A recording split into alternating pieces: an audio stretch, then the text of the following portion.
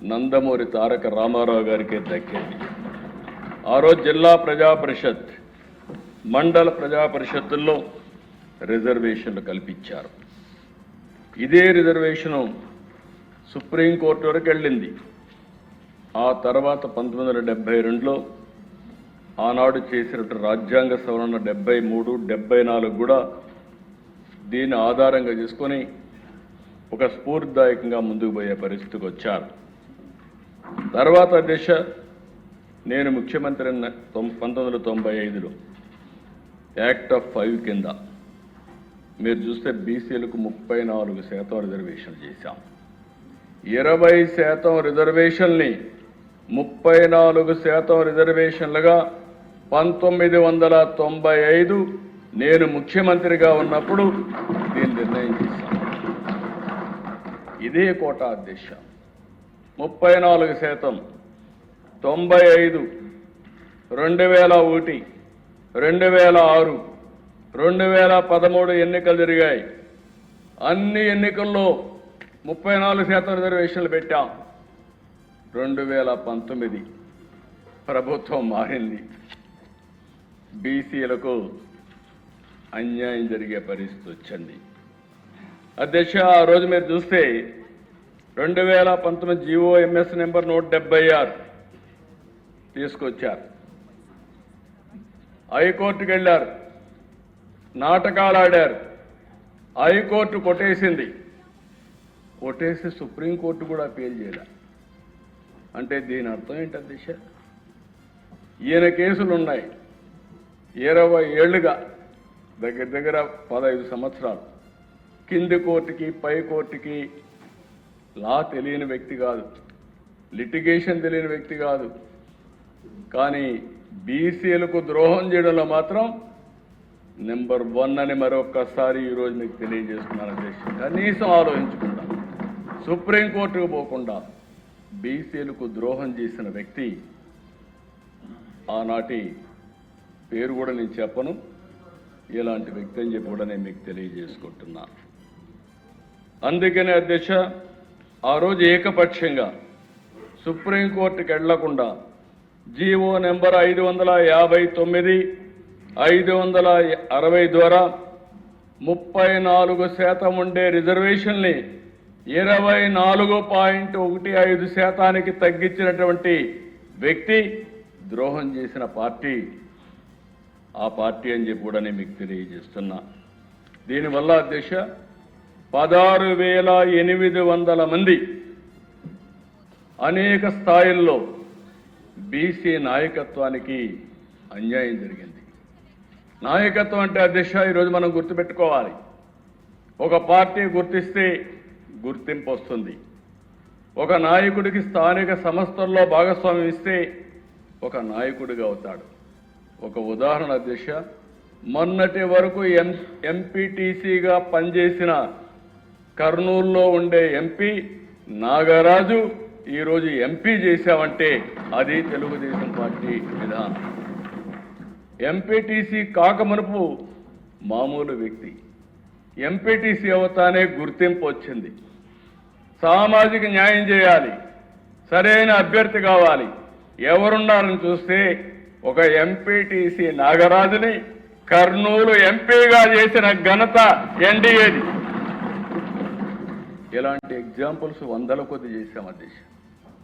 అందుకే అధ్యక్ష ఎప్పుడు కూడా నాయకత్వాన్ని పెంచాలంటే స్థానిక సంస్థల్లో సముచితమైన స్థానం ఉంటేనే ఇది సాధ్యమని చెప్పి కూడా నేను మీకు తెలియజేసుకుంటున్నాను. అదే మరిగా అధ్యక్ష, గడిచిన 1924 ఒక రాజకీయ అణచివేతే కాదు అధ్యక్ష, రాజకీయంగా అన్యాయం చేశారు. ఇంకొక పక్క బీసీల పైన కక్ష కట్టారు. ఎందుకో నాకు తెలియదు. ఎందుకంటే ఎప్పటి నుంచో వాళ్ళకు వ్యతిరేకంగా ఉన్నారన్న ఆలోచన, లేకుంటే రాజకీయ విద్వేషం నాకు అర్థం కాదు. కానీ ఆ రోజు మీరు చూస్తే అచ్చెన్నాయుడిని అరెస్ట్ చేసి ఆయనకు ఫైల్స్ ఉంటే అక్కడి నుంచి అతి కిరాతకంగా అమరావతికి తీసుకొచ్చి జైల్లో పెట్టే పరిస్థితికి వచ్చారు. తర్వాత కొల్లూరు రవీంద్ర, ఆ తర్వాత ఒకరిద్దరు కాదు అధ్యక్ష, అక్కడ అయ్యన్న పాత్రుడు గారు, అయ్యన్న పాత్రుడికి మీద రేప్ కేసు పెట్టే పరిస్థితికి వచ్చారు. ఇక్కడ ఉండే రవి, పల్లా శ్రీనివాస్, రామకృష్ణుడు ఇంతటితో ఆగలేదు అధ్యక్ష. ఇంకొక పక్కన రేపల్లిలో అమర్నాథ్ గౌడ్ అనే కార్యకర్త వాళ్ళ చెల్లుకు అన్యాయం జరిగిందని మాట్లాడితే పెట్రోల్ వేసి నడి రోడ్డు మీద తగలబెట్టేశారు. కనీసం కేసు పెట్టలేని పరిస్థితి. ఇదేంటి అధ్యక్ష? అదే మరి ఇంకొక పక్కన మీరు చూస్తే తెలుగుదేశం పార్టీకి సపోర్ట్ చేస్తున్నాడనే ఉద్దేశంతో ఒక చంద్రయ్య గౌడ్, తోట చంద్రయ్య మాచర్ల అధ్యక్ష, ఆయన్ని ఎంత కిరాతకంగా బిహేవ్ చేశారంటే గొంతె మీద కత్తి పెట్టి వాళ్ళ పార్టీ నాయకుడిని జై అనమంటే నా ప్రాణం పోయినా పర్వాలేదని జై చంద్రబాబుని ప్రాణాన్ని వదిలిపెట్టిన కార్యకర్త అధ్యక్ష. అది తలుచుకున్నప్పుడు నాకు అనిపిస్తుంది, అలాంటి కార్యకర్తను చంపడానికి కూడా వెనుకాడిన పార్టీ ఆనాటి పార్టీ కిరాతకంగా ప్రవర్తించే పరిస్థితికి వచ్చారు.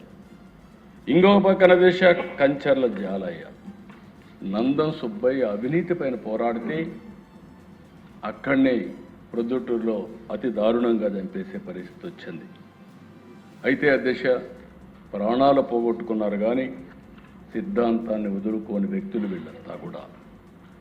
ఇంకొక పక్కన అధ్యక్ష, మీరు ఒకసారి చూస్తే 56 బీసీ కార్పొరేషన్లు చేశారు, నటన చేశారు, ఒక్క రూపాయి ఇవ్వలేదు, కుర్చీలు లేవు, బెంచీలు లేవు, కడారు ఏ ప్రోగ్రాం లేదు, ఇవన్నీ చేసే పరిస్థితికి వచ్చారు.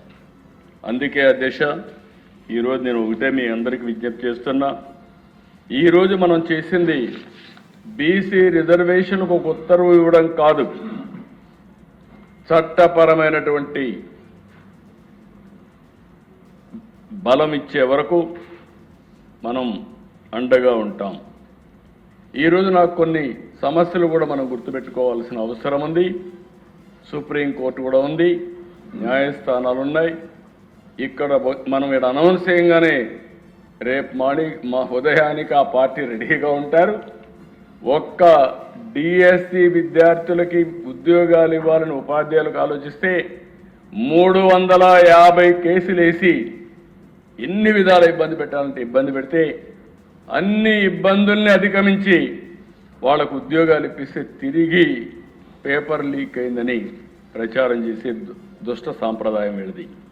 కాబట్టి రేపటి నుంచి నేను ఒకటే కోరుతున్నా, ఈ విషయంలో కానీ మళ్ళీ మీరు కోర్టుకు పోతే మాత్రం చరిత్రహీనులుగా మిగిలిపోవడమే కాకుండా రాష్ట్రంలో తిరిగి కోలుకోలేరని మరొకసారి హెచ్చరిస్తున్నాను అధ్యక్ష.